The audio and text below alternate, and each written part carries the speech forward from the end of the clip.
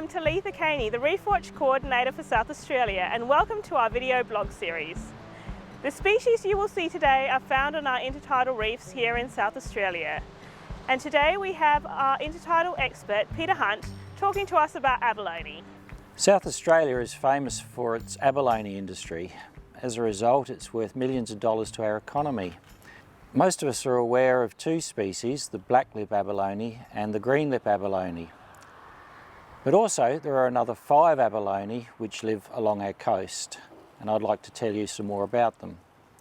These abalone are protected by our marine rules. Often beach walking, you'll often come across an abalone, an empty shell, and if you take a closer look at it, you'll notice several things. Firstly, it features a row of holes. These are breathing holes called traumata. The outside of the abalone is rough, and when you turn it over, if it's a freshly killed abalone, then it will have a beautiful pearl luster on the inside. This pearl is traditionally used in jewellery and crafts, and in recent times has been used in the automotive industry to make metallic fleck in the paintwork. So what are abalone? Well, they're large, flattened gastropod snails, basically meaning they're distant cousins of snails and slugs in your backyard. They've been flattened down so that they can live well protected on the rocks. So in the rock pools around me here, we have on the surface of the rocks some green algae and drift algae down in the pools themselves. Abalone take advantage of this drift algae by actually capturing it as it drifts past. Abalone can be quite lazy and will just sit on the rock and catch pieces of algae on the tide.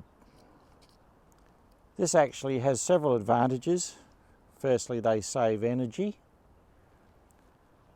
Secondly, by not moving around, they're not exposing themselves to predators.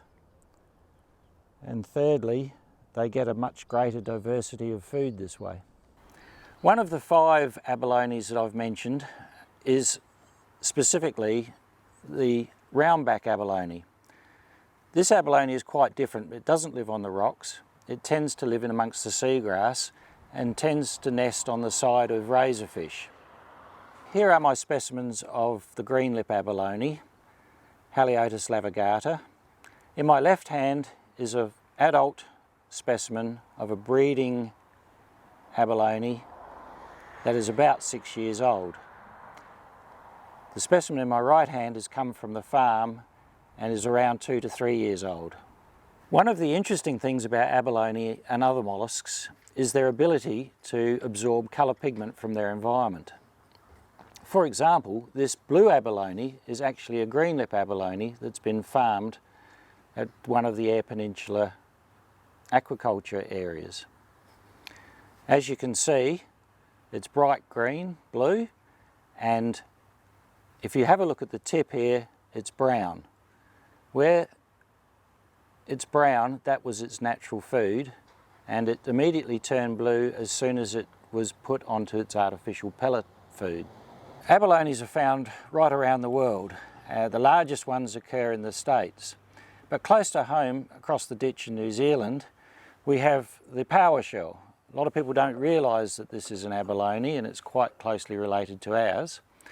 When the abalone is first harvested, it looks like this on the outside, but the inside is revealed to be amazingly pretty.